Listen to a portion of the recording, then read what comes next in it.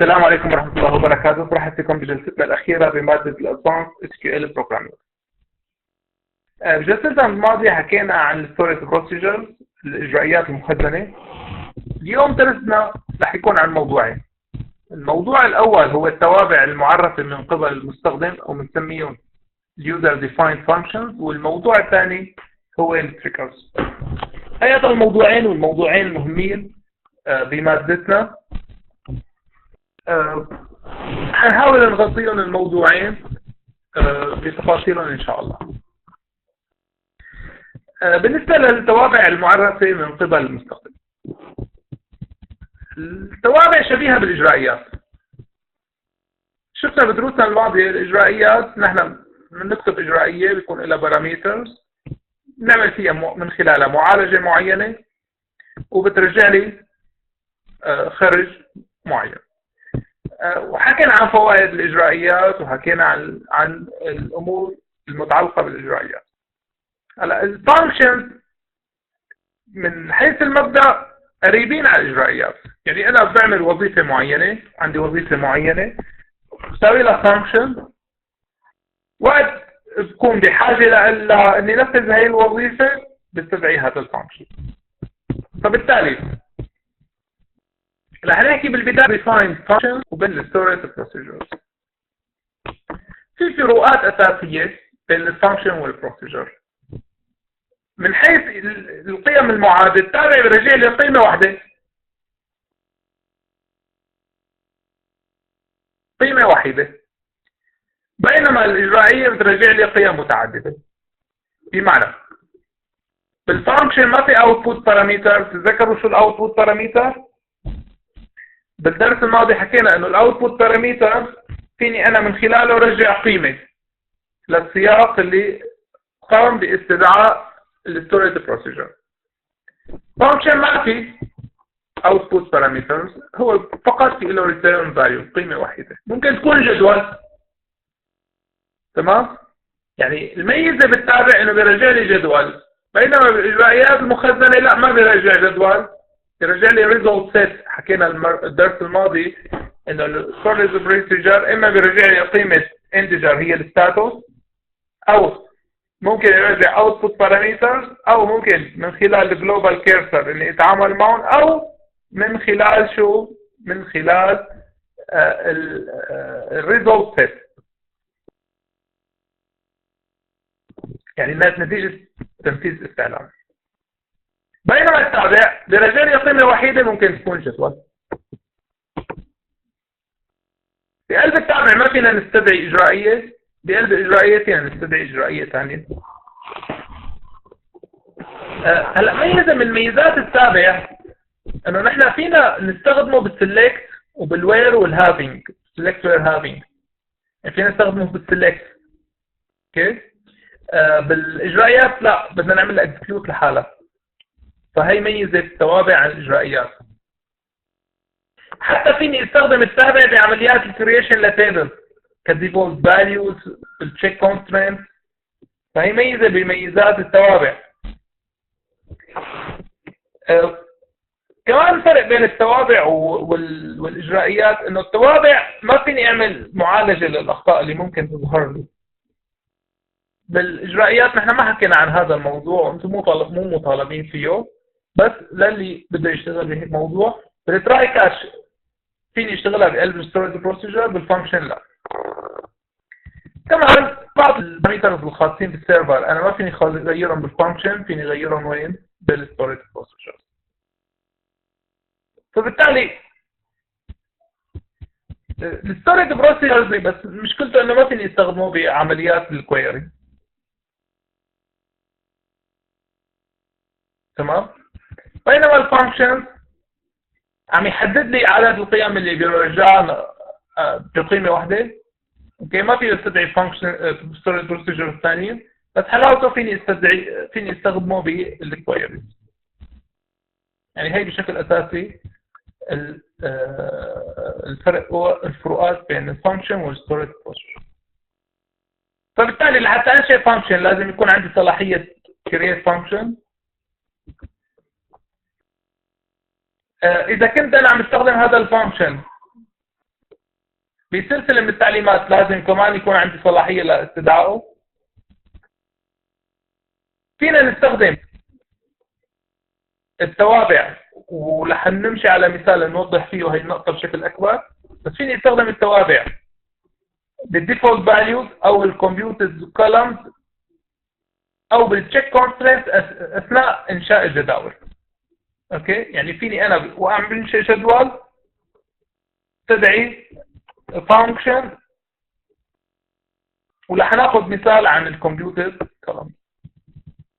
طيب، اذا انا عم انشئ جدول واستخدمت فانكشن، فعمليات التعديل على الجدول لازم يكون عندي صلاحيه على الفانكشن بحد ذاته. اوكي،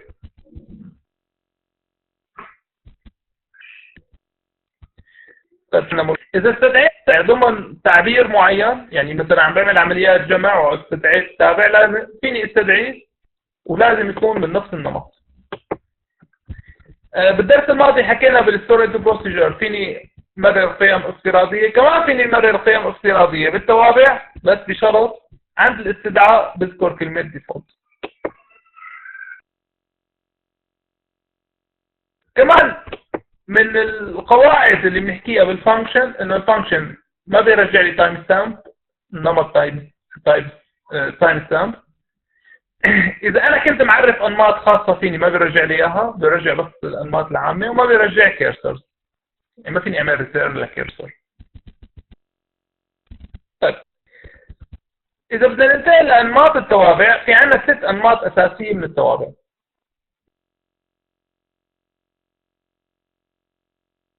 تابع عددي بنسميه سكيلر فانكشن، او تابع بيرجع لي قيمه وحيده بنسميه سكيلر فانكشن. تابع ضمن السياق وبعيد جدول بيرجع لي جدول، وتابع نظامي بيرجع لي جدول. فحنتعرف على هالانواع الثلاثه من التوابع. معناها عندنا 6 انواع من التوابع. تابع بيرجع لي قيمه وحيده بنسميه سكيلر فانكشن. تابع بنسميه الانلاين تيبل فاليود فانكشن، ضمن السياق هو بيرجع لي جدول. هذا شبيه للفيو بس له ميزات اضافيه عن الفيو. اوكي، والنوع الثالث من التوابع توابع نظاميه بترجع لي جدول. ف يعني بالنهايه الفانكشن اما بيرجع لي قيمه وحيده بنسميه سكيلر فانكشن، او بيرجع لي جدول بنسميه تيبل فاليود فانكشن. هلا اللي بيرجع لي جدول اما بيكون ضمن السياق او مالتي ستيتمنت، ممكن يكون فيه اكثر من تعليم. طيب، فبالتالي عند التصريح او عند انشاء تابع شو الاشياء اللي نحن فينا نمررها؟ اول شيء بنمرر بيكون عندي باراميترز. في عندنا تعليمة التصريح عن متحولات داخلية ضمن التابع. في عندنا تعليمات اسناد، ممكن يكون في تعليمات خاصة بالكيرسر فينا نستخدمها بقلب التابع، بس قلنا التابع ما بيرجع كيرسر. فينا نستخدم الكنترول فلو، فينا نستخدم الابديت انسيرت ديليت ضمن التابع. طيب، بالنسبة لاستدعاء التابع، إذا كان التابع سكيلر فانكشن كنترول فلو مثل الاف ايلس الوايل الكيس، يعني التحكم بتدفق التعليمات بسموها كنترول فلو. اذا كان التابع هو سكيلر فانكشن، فانا بدي احط اسم اليوزر الاونر تبع هذا الفانكشن بعدين اسم الفانكشن، والا بيعطيني غلط. يعني انا وقت بعمل كرييشن لفانكشن بدي استدعيه بحط اسم اليوزر. هذا اذا كان سكيلر. لحتى اعرف مين اليوزر الحالي فيني اعرفه من خلال تعليمات select current user او select schema name. اذا كان التابع بيرجع لي جدول فما في داعي احط اسم مستخدم.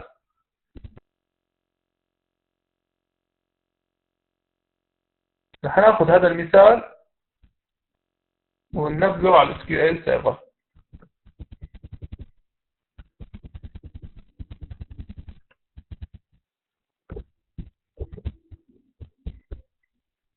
على هو ال SQL سيرفر في تاب خصوصي للبروجرامابيلتي، حكينا عنها بالدروس الماضيه عن ستوريج بروسيجر. هلا فينا نحكي عن الفانكشنز. لاحظوا بالفانكشنز في عندنا عده تصنيفات، في table valued functions، scalar valued functions، في الاجريجيت functions. هلا نحن عم نحكي بمستوى scalar valued functions، هذا اللي حنحذفه ونكتبه من اول وجديد. اذا عملنا كويري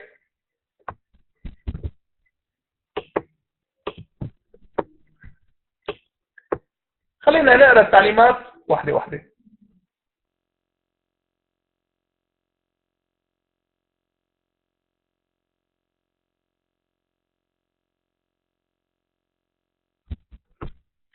تعليمة create function هي create function. شو اسم الفانكشن؟ cubic volume. هذا بيطلع لي حجم متوازي مستطيلات، يعني مو مكعب، شبيه بالمكعب. بيكون له طول وعرض وارتفاع. فلاحظوا هذول البارامترز اللي نحن عم ندخلهم لهذا الفانكشن. طب هذا الفانكشن table valued لما scalar function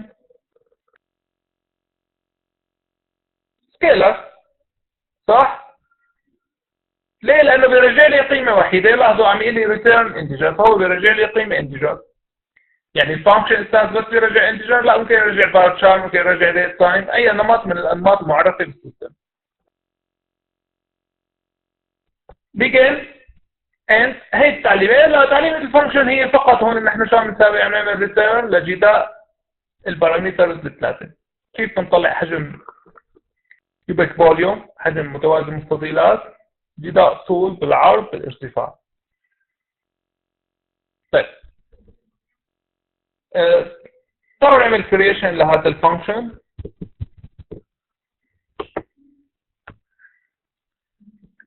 اوكي، بنلاحظ هون هذا الفانكشن صار created scalar function.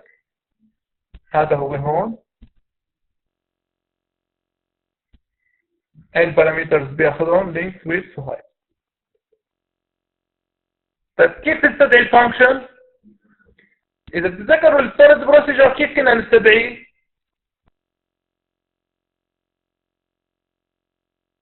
بتعليمة exit صح. الفانكشن بدنا نستدعيه من خلال تعليمة select. لاحظوا له select db owner دوت cubic volume. مررت له 1 2 3. قديش الحجم بيطلع؟ 1 ضرب 2 ضرب 3 6. فاذا عملنا رن شو بيطلع عندي الحجم؟ 6. هلا الملاحظه اللي كنت عم بحكيها، لو حطيت الدي بي اونر وعملت اكزكيوت بيعطيني خطا. فانا بدي احط الاونر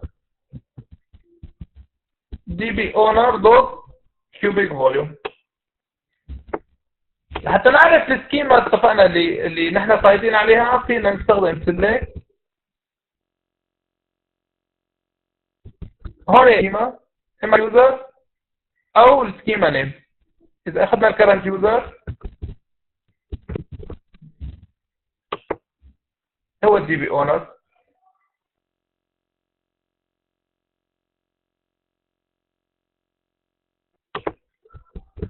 سكيما نيم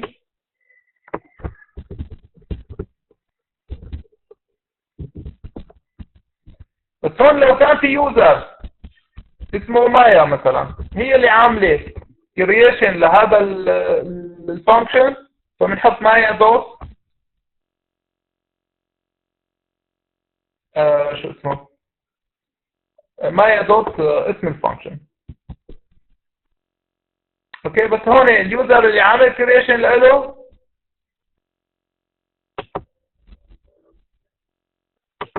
هو الدي بي او. هذا هو. طبعا احنا فينا نعمل كرييشن ليوزرز قد ما بدنا. اوكي، هلا كان في طريقه ثانيه لحتى نعمل نستدعي هذا الفانكشن.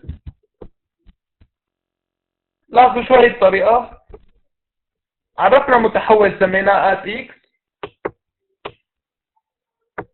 تمام، اخذت النتيجة من الكيوبيك فوليوم واسندتها لوين؟ لمتحول وبعدين طبعت المتحول، فهون النتيجة هتطلع لي بالمسجز هيك، طلعت لي بالريزلت سيت هون بالمسجز. يعني وقت نفذنا هي التعليمة طلعت لي بالريزلت سيت، هي اللي بنسميها الريزلت سيت. تمام؟ هلا كيف فينا نستخدم كمان الفانكشن؟ فينا نستخدمه، اقروا لي هي التعليمة.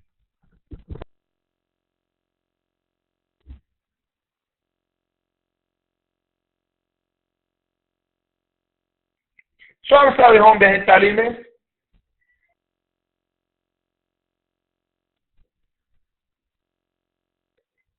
عم نساوي جدول جديد.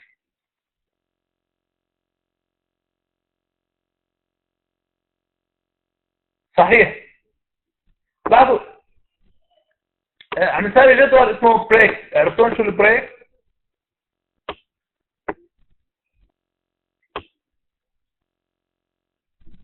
ارميدات، هذول بيجوا احشار ارميد. ايه تمام. عم نسوي لهم جدول، فقلنا لكل ارميده رح نعطيها بارت نمبر، رقم، كلر، لون، هايت، لينكس، ويدث.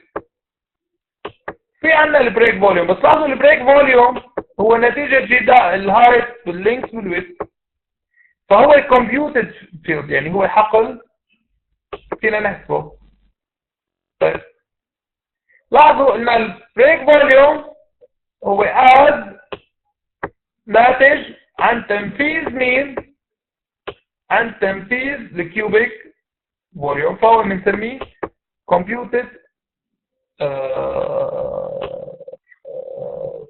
computed column. عملنا execution لهنلاقي تم انشاء جدول جديد بال break. شو فيه البرايمري كي، البارت نمبر، الكلر، الهايت، اللينك، الويدث. لاحظوا الفوليوم قدامه اشاره آلة حاسبة. هي الاشاره الثانيه انه هذا الحقل بيتم كمبيوتر، بيتم حسابه تلقائيا. لو حاولنا نعمل انسيرت على هذا الجدول، نرجع نعمل سيلكت، لاحظوا الكمبيوتر فيلد نحن ما بندخله، دخلنا البارت نمبر، الكلر، الهايت، ويدث، واللينك. وقت عملت سيلكت من هذا التيبل، شو رجع لي؟ رجع لي الفوليوم 6. وهي ميزه من ميزات الفانكشنز، انه نحن فينا نستخدمه وين؟ فينا نستخدمه بالكرييشن للتيبل. اوكي؟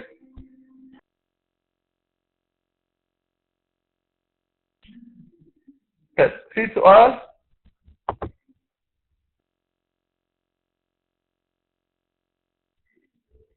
تمام.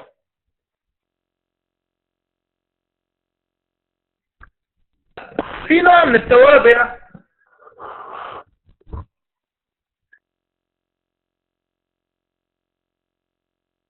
بترجع لي نمط جدول.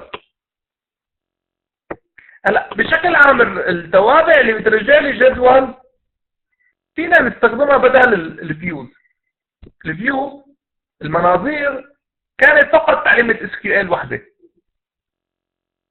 بدون اي عملية بروسيسنج، بدون اي كالكوليشن، بدون اي شيء. هلا التوابع اللي بترجع لي جدول ممكن انها تكون بديل عن الفيو.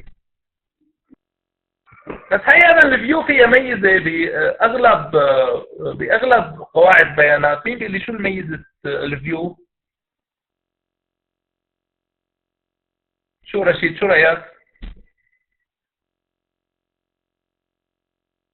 الفيو هي الميزة ما بنحسن يعني حسب الداتابيز المستخدم، بس عادة الفيو ممكن تكون ماتيريالايز، يعني ممكن نحن نخزن، تكون مخزنة الفيو، نعمل عليها اندكسنج. تمام. هلا هي ميزة بالفيو، ما بعرف كل نوع من قواعد البيانات له طريقه بالشغل، بس نحن لازم نفهم هي الشغله، انه في فيو هي كالكوليتد، هي عباره عن تعليمه اس كيو ال، اوكي، تتنفذ وقت الطلب. في فيو هي بنسميها ماتيريالايز. طبعا كل داتابيز مانجمنت سيستم له اسلوبه وله تسميته. يعني هي ستورج، يعني هي مخزنه. فنحن ما كل ما بدنا النتيجه بيعمل لها كالكوليشن، لا، النتيجه بتتخزن عنده، وممكن ان نعمل لها اندكسنج. اوكي، هلا اذا كنا نحن بدنا نروح بهالاتجاه فبنروح باتجاه الفيو. هلا في بعض قواعد البيانات انه هيك لو كانت توابع هي بحد ذاتها ممكن نتيجتها تتخزن اذا كانت نتيجتها جداول. حقيقة ماني عامل بحث في هذا الموضوع بالاس كيو ال سيرفر، فما فيني اكد لكم هي المعلومة بالاس كيو ال سيرفر. طيب، فبالتالي الفانكشن هو بديل عن الفيو اذا كان في كالكوليشن اثناء انشاء الفيو. هلا الطريقه اللي بتكون الاجرائيات اللي بترجع لي ريزولت ستيت وحده، يعني بالريزولت ستيت في بس جدول واحد، يعني بقلبه عمليه سelection وحده. اوكي، خلينا نشوف شلون فينا نعرف توابع بترجع لنا جدول. تعالوا نشوف هذا التابع.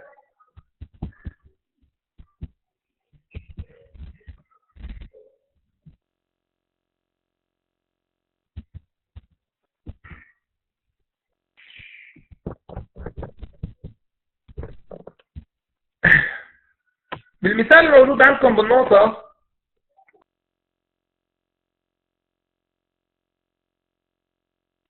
أول شيء نحن عم نشتغل على النورث ويند. ملاحظة بس، عملية الكرييشن للفانكشن مثل البروسيجر لازم تكون بباتش واحد. كرمال هيك بنعمل يوز نورث ويند، بعدين جو، بعدين كرييشن للفانكشن. الكرييشن للفانكشن إذا كان هذا الفانكشن ترجع لي ريتيرن تيبل، فبتكون عملية الكرييشن بهالشكل: كرييت فانكشن، اسم الفانكشن بين قوسين البارامترز. هون رح نمرر بارامتر واحد اللي هو الفرايت بارا. ريتيرن شو بيرجع؟ بيرجع لي متحول من نمط جدول. هذا الجدول طبعا لاحظوا، هي تركيبة الجدول اللي نحن بدنا نرجعه. الاد اوردر شيبر تاب هذا متحول من هذا الجدول، بس حلاوة هذا المتحول فيني استخدمه بقلب الكودات تبعي. هلا هون بهذا الفانكشن انه عاملين انسيرت للتيبل، للمتحول اللي احنا عرفناه اللي بدنا نرجعه، بدنا نستخدمه لإعادة قيمة نتيجة تعليم السلكت. هلا ما كثير بدي اشرح عملية السلكت، ما حنفوت بتفاصيل الجداول، بس هون عمل انسيرت لهذا التيبل ونتيجتها كانت من سب كويري اللي هي السلكت. بعدين عمل ريتيرن. اوكي، اذا نفذنا هذا التابع، طبعا هذا التابع انا مساويه من قبل، يعني بجلسه البارحه عملناه نحن والطلاب، ما حاحسه ارجع نفذه. بس اذا بدكم طبعا فيكم تعملوا دروب فانكشن، اي فرصه لحتى نحكي عن عمليه الدروب للفانكشن. فينا نعمل دروب له. اوكي، ونرجع نبنيه من اول وجديد. طيب، هلا لاحظوا انه هذا الفانكشن عم مرر له بارامتر. شو كان اسمه البارامتر؟ رايت بارام.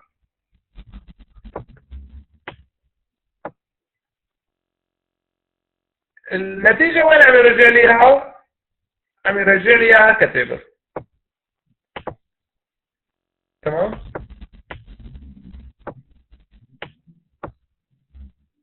طيب، خلينا ناخذ مثال ثاني من عندي. على البوكس هي بحد ذاتها اللي نحن يعني اشتغلنا عليها كثير بالباص، بنيتها واضحة بالنسبة لكم.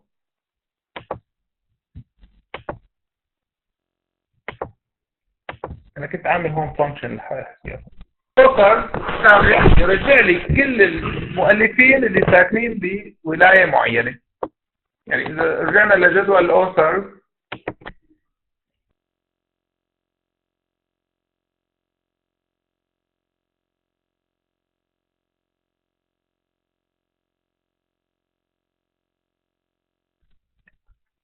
بجدول الأوثر كان في اللاست نيم، الفيرست نيم، والسيتي والستيت والولاية. هلا أنا بدي أجيب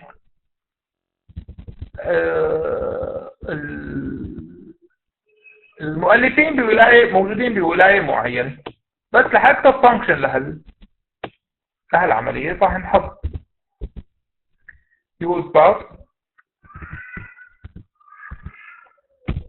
حنساوي فانكشن جديد اسمه state authors. رح نمرر الستيت، الولاية اللي هو موجود فيها.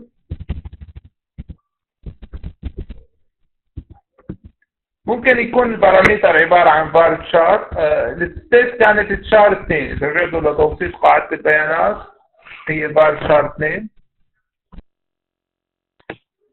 هلا الريتيرن هو عبارة عن تيبل فيه الفيرست نيم واللاست نيم، فهو عبارة عن عمودين. يعني التيبل اللي نحن بدنا نرجعه عبارة عن عمودين.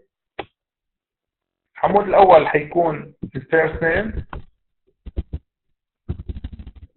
طبعا أسماء الأعمدة اللي أنا بدي أعرفها لجدول الخرج أنا بحطه اللي بدي إياه، فيرست نيم.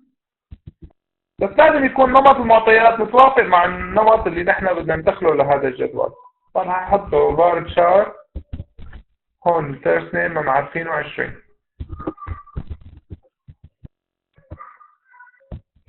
واللاست نيم كمان var char 40.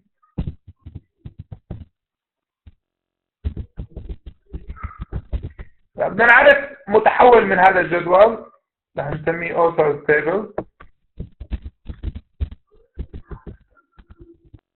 طيب هنعمل insert للauthor table. select from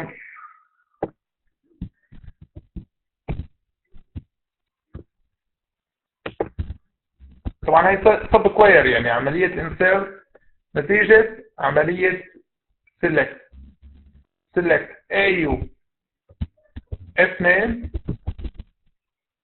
فاصلة AU L name from authors where state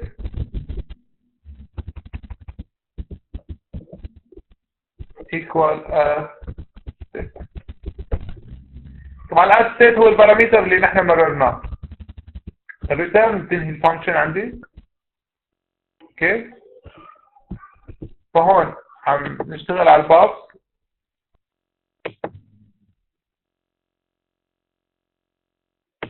رح نعمل creation لهذا الفانكشن اللي اسمه state authors.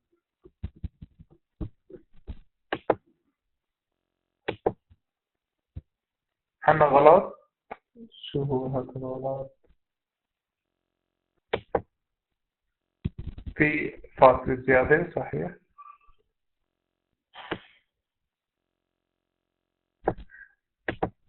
يا سلام.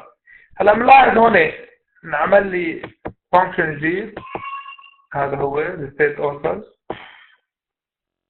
تعالوا نستدعيه بهالطريقة state authors بالستيت مثلا CA اللي هي كاليفورنيا.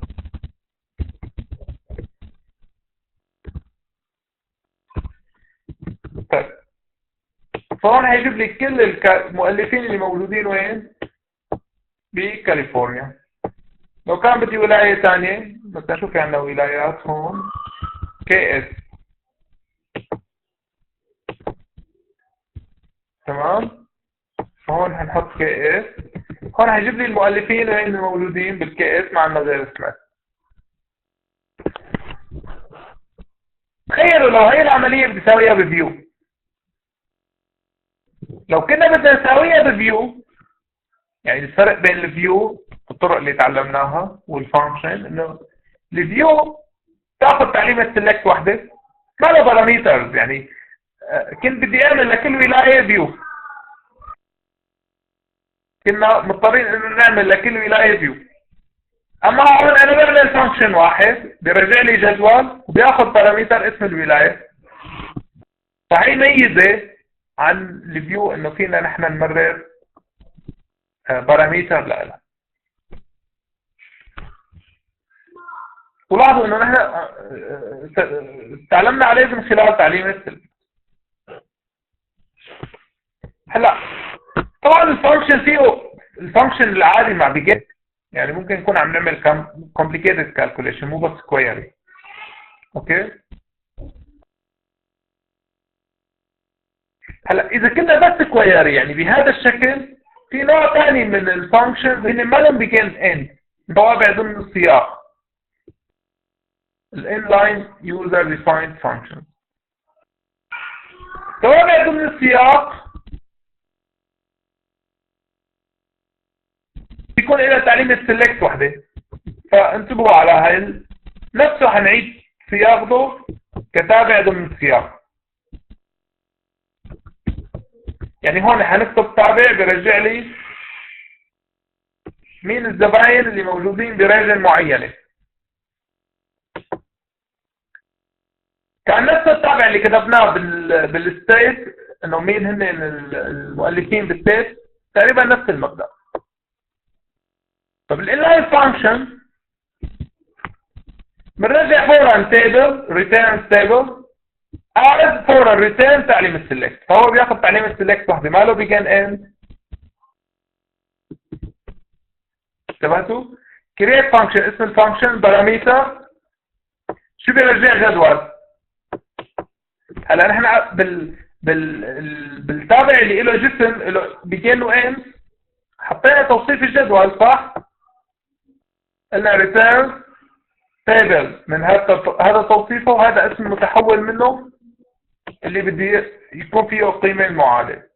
بينما بالانلاين فانكشن خلص ما في داعي، قلنا ريتيرن تيبل از ريتيرن هذا التيبل، فالتيبل اللي حيرجع لي اوتوماتيكيا رح يكون فيه عمودين اللي هن الكاستمر اي دي والكومباني نيم. طبعا اذا بدي اغير اسمائهم بستخدم الارجع. كثير احيانا ممكن اني اضطر للانلاين فانكشن بديل عن بس اخذ باراميتر. طبعا الفانكشن بيرجع له والى جسم ممكن انه يكون في تعليمات كثير في قلبه احسن استخدام. في سؤال لهون؟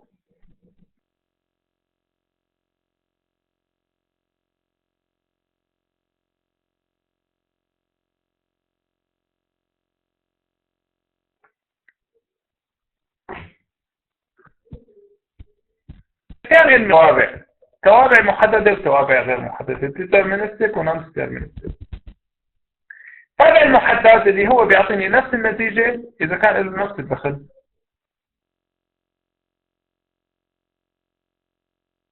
يعني كل دخل له نفس الخرج، هذا بنسميه deterministic function.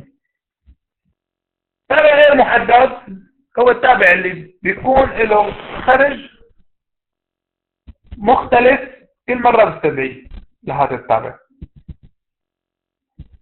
يعني التابع السيت بيعطيني التاريخ الحالي للسيستم، فكل عملية استدعاء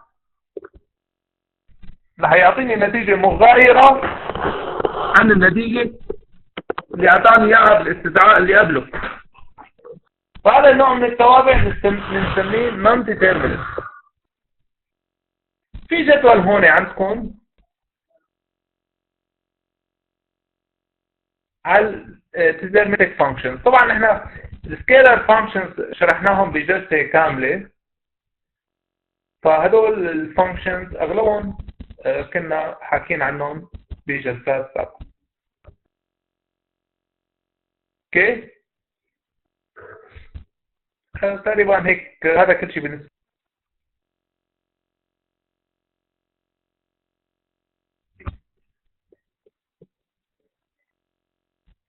رشيد عندك شي سؤال؟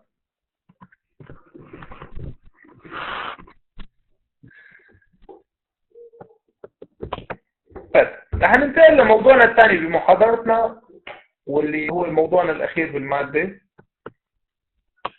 التريجرز. طبعا المحاضرات موجودين على الموديل بالفصل فول 2014 S14. فأنتم مطالبين، أنا نفسهم يعني نفسهم هن مشتركين بين كل الأساتذة، ففيكم تعتمدوا عليهم لدراستكم.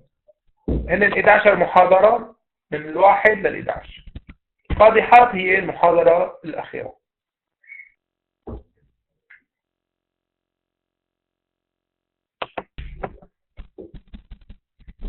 شو هن التريجرز أو شو هن القوادح؟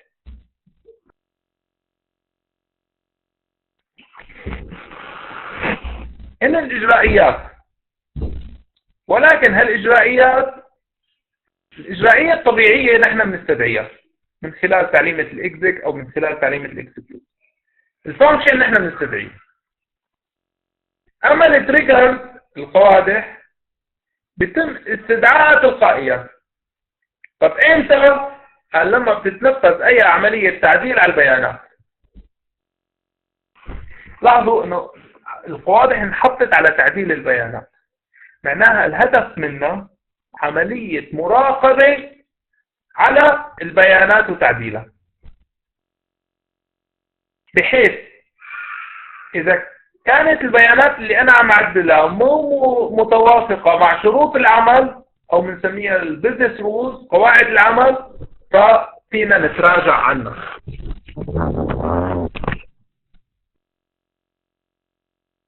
طيب،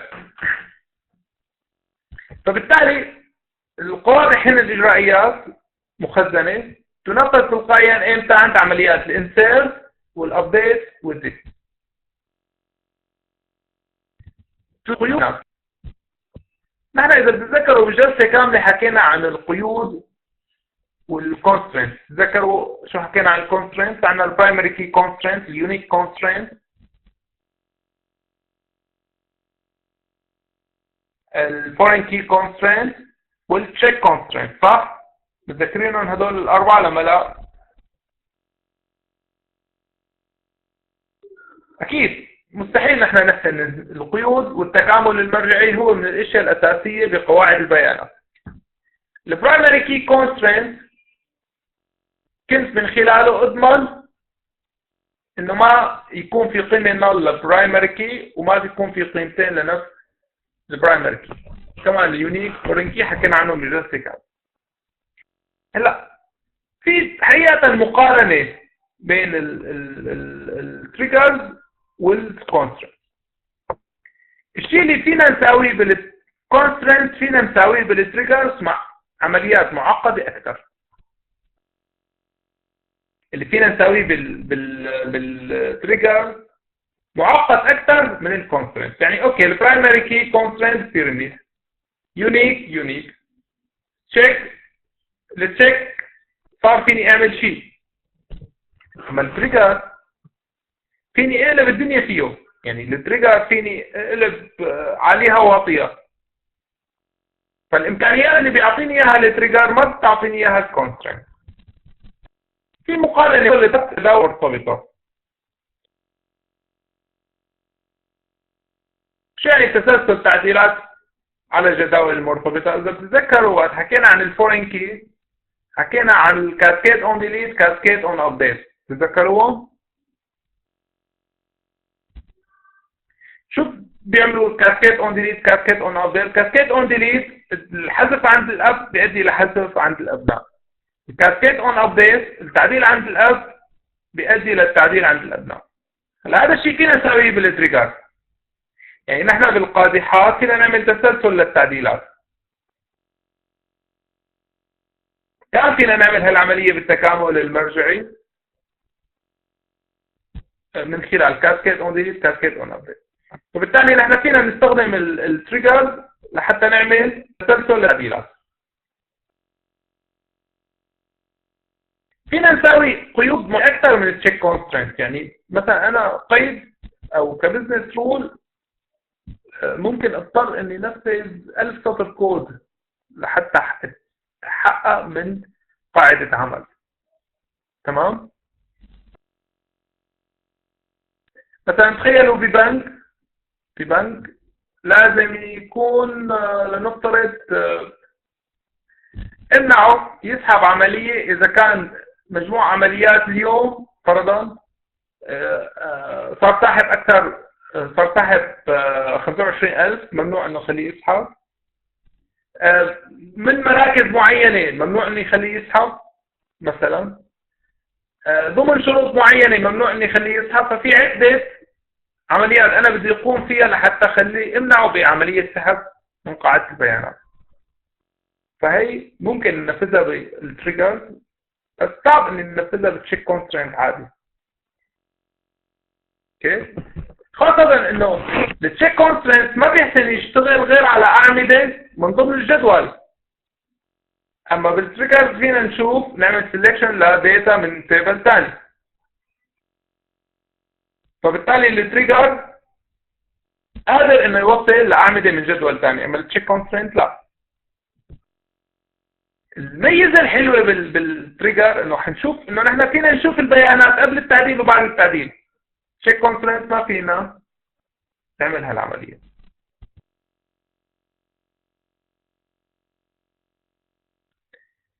طيب فينا نضيف عدة قادحات لنفس النمط، بس لاحظوا هلا حنحكي عن نوعين من القوادح. لحين بعد القوادح نحكيها ونمشي. ثلاثة من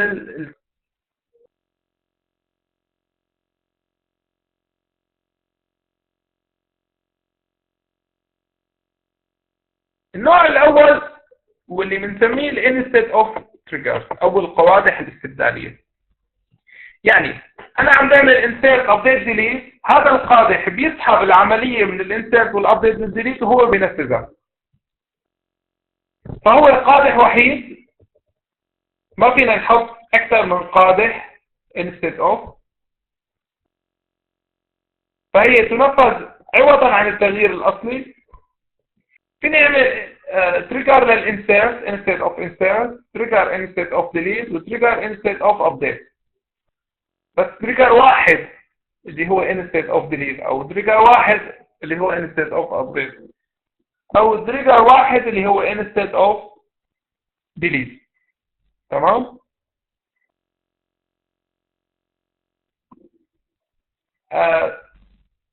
بالنسبة للآخر، هذا النوع من التريجرز فيني او بيتم تنفيذه بعد ما تتم العملية بنجاح. يعني انا عملت عملية انسيرت على الجدول، الانستد اوف تريجر بيتنفذ بدل تعليمات الانسيرت.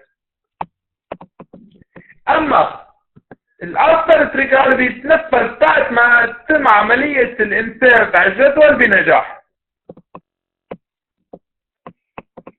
فبالتالي الافتر تريجرز فيني اكتب قد ما بدي،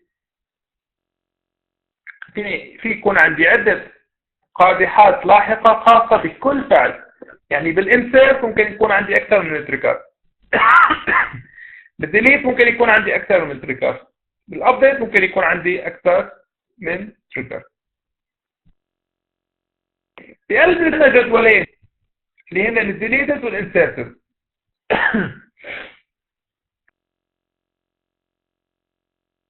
فالتريجر شو في عندنا جدولين اللي هن الديليتد والانسيرتد.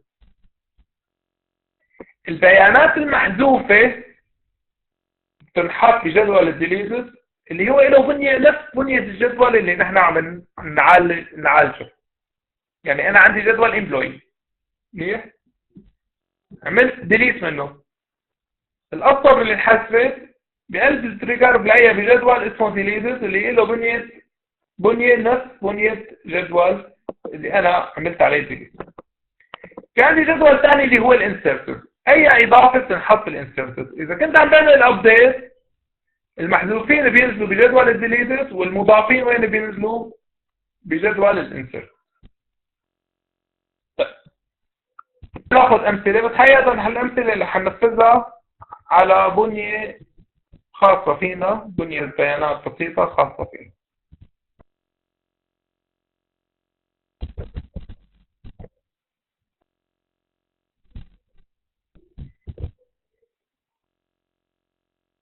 رح نشتغل على التيست، على قاعدة بيانات التيست.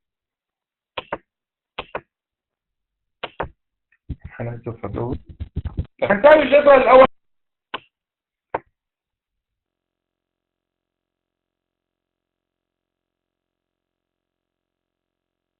الامبلوي اللي هيكون له اي دي، نيم وسالاري. رح نعمل انسيرت لهذا الجدول.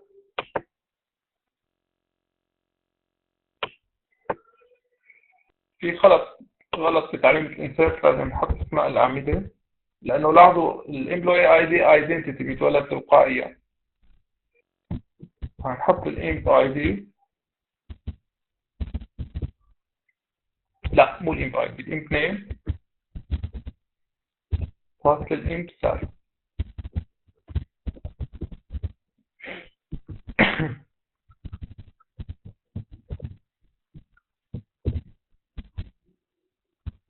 اوكي.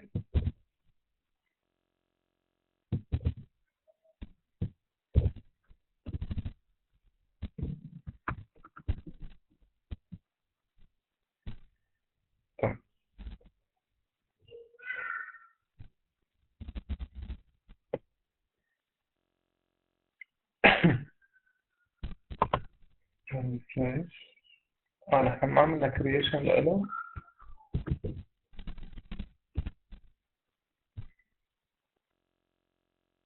already exist. نحن على أي تدريس؟ على البابس. نحن بدنا على التست.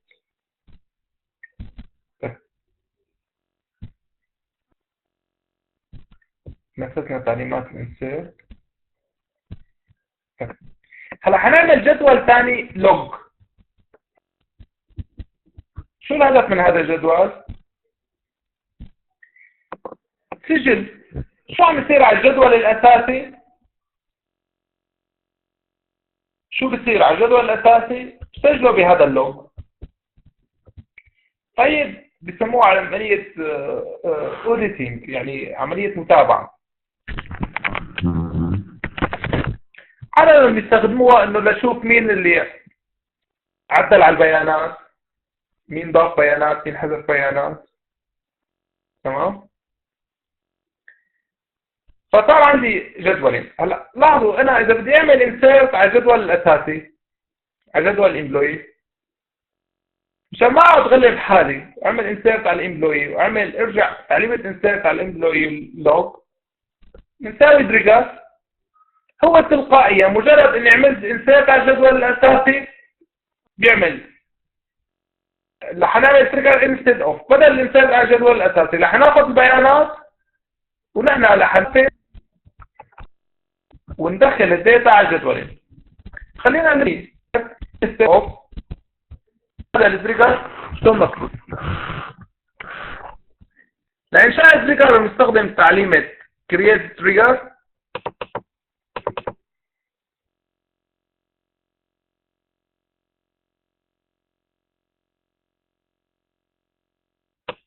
اللي هو trigger instead of insert. طبعا هذا الاسم انا بسميه كيف ما بدي. بعدين بحط على اي جدول on اسم الجدول، بعدين بحط instead of insert. لو كان بدي اياه بدل delete instead of delete، لو كان بدل update instead of update.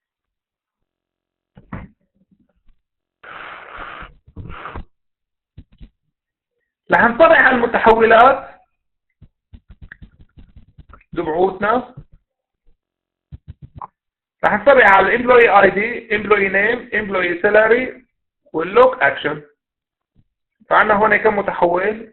4. امبلوي اي دي انتجر، امبلوي نيم بار شارت، امبلوي سالاري، واللوك اكشن. هلا نحن قلنا في عندنا جدول انسيرتس. بجدول الانسيرتس بيكون كل شيء مضاف على هذا. نحن مو عم بننفذ تعليمة انسيرت، هذا التريجر عم يشتغل بدل الانسيرت. فالقيم اللي انعملت انسيرت لسه ما دخلت على الداتابيز، بعت لي اياها لإلي. بس كيف بده يبعث لي اياها؟ بيبعث لي اياها من خلال جدول الانسيرتد اللي له بنيه نفس بنيه مين؟ الامبلوي. فانا قلت له تعال اعطيني الامبلوي اي دي من جدول الانسيرتد وحط لي اياه باللوكال فاريبل اللي هو الامب اي دي. اعطيني الامبلوي نيم من جدول الانسيرتد وحط لي اياه بالامبلوي نيم. طبعا كان فينا ما نحط الياس، يعني كان فينا نحط هيك، بس مضطرين هون وقتها نقول inserted dot employee ID from inserted، او فينا نتركها مثل ما كانت. اوكي،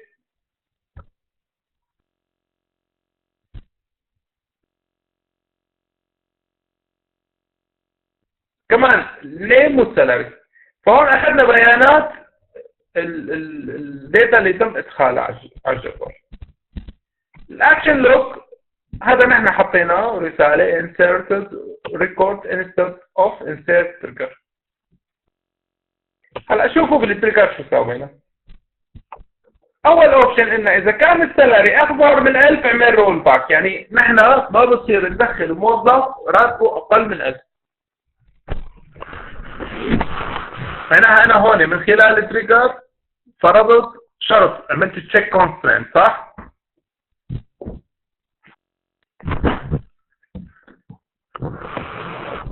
الرول باك هي تراجع عن تعليمة الانسيرت. طبعا هون في ملاحظة، في شيء اسمه مناقلات ترانزاكشن، فالرول باك هي بتعمل تراجع عن المناقلة كلها. فنحن كنا حاطين لكم ملاحظة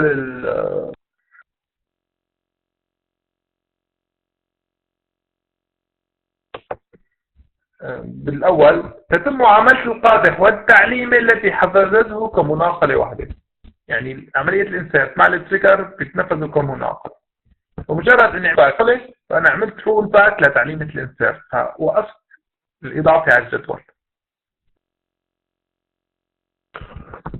إذا كان الراتب أصغر من 1000، وإلا تعال حنعمل انسيرت على جدول الامبلوي، حندخل بيانات على جدول الامبلوي ورح ندخل بيانات على جدول اللوج. لاحظوا اني انا اخذت البيانات اللي عم دخلها على الامبلوي دخلتها على جدولين، وتاكدت انه السالري منه اصغر من 1000.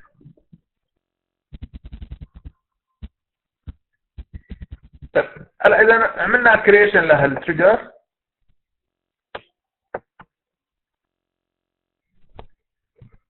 لاحظوا انا لحتى استدعي هذا التريجر ما بستدعيه من خلال تعليمة exec، بستدعيه من خلال تعليمة insert into employee. قلنا بدنا ندخل employee name والemployee salary value، مثلا طارق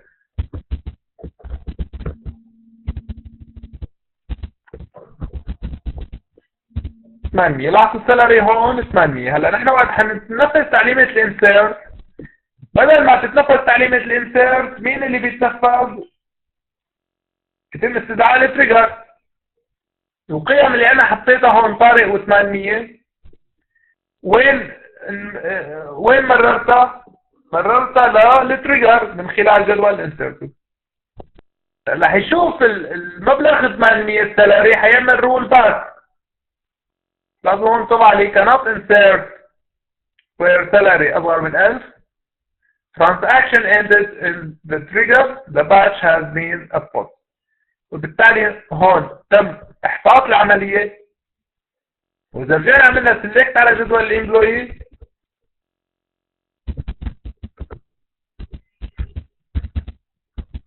تلاقي ما في شيء تم إدخاله على الجدول غير الموجودين، يعني طارق ما تدخل. لو حطيت طارق 1200 راح تكون نفذت هي التعليمه. بنلاحظ هون بالمسجز عندي 2 رو اوف تكست، الاول تم ادخاله على جدول الامبلوي والثاني تم ادخاله على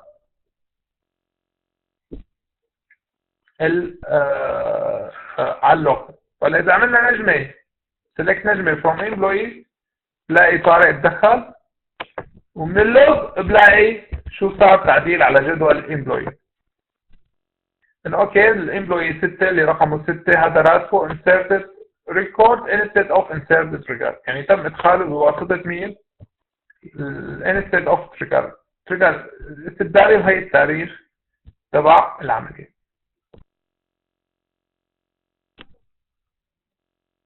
واضحه الفكره؟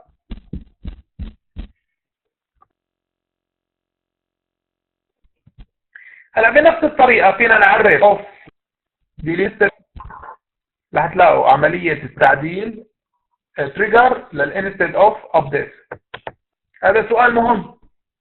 كم تريجر انا فيني يكون استبدالي للعمليه الواحده؟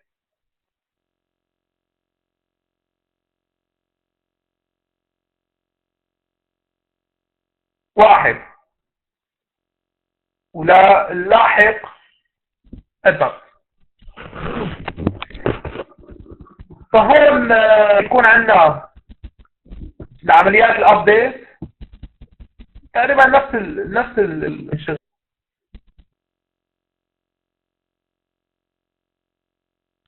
بس هون في فانكشن اسمه ريز بالابديت، في اكثر من فانكشن لا احكي عنه. ريز ايرور هذا بيعطي خطأ للمستخدم، بيعطيه باللون الاحمر. اوكي هلا نحن بالانسيرت عملنا برنت لمسج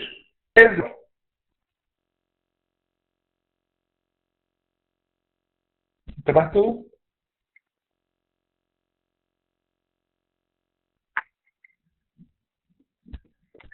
تمام.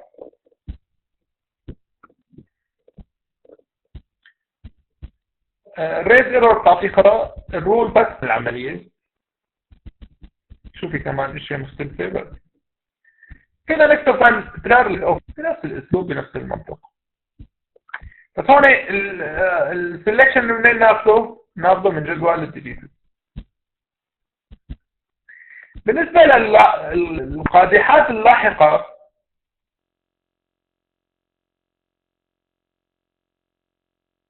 فقلنا نوع ثاني من القوادح من تريجرز هي الافتر تريجر.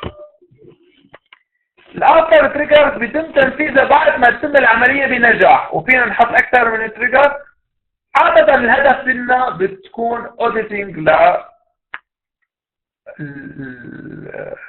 للشغل، يعني اوديتنج هي عمليه متابعه للشغل. الاختيارات اني بحط فور انسيرت، هنيك كنا نحط انستد اوف، هون بنحط فور انسيرت. عدد متحولاتنا اللي بدنا اياها ناخذ قيمهم من الانسيرتد او من الديليتد وات، نعمل عمليه. يعني هون بس عم نحط اللوج بنفس الطريقه للديليتد وللابديت. يعني ما عاد فيهم معلومات كثير مهمه اني اشرحها.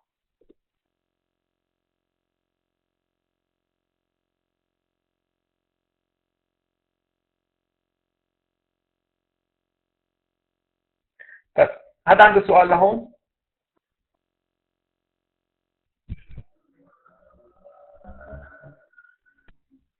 واحد من المواضيع اللي كثير مهمه،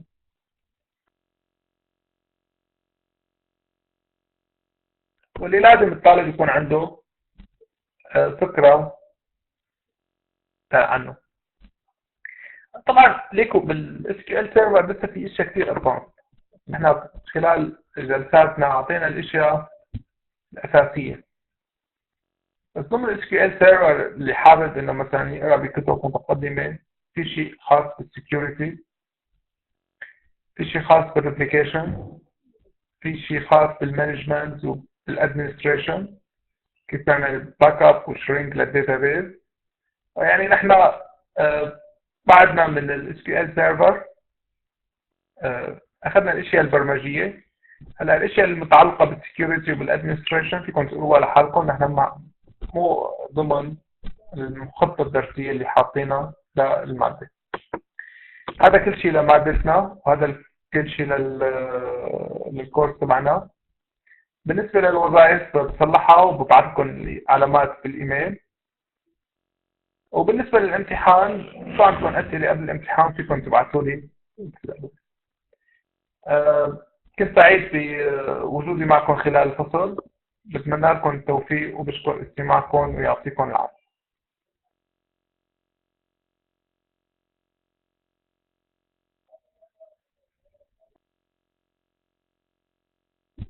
أهلا رشيد، فرصة سعيدة يا رشيد.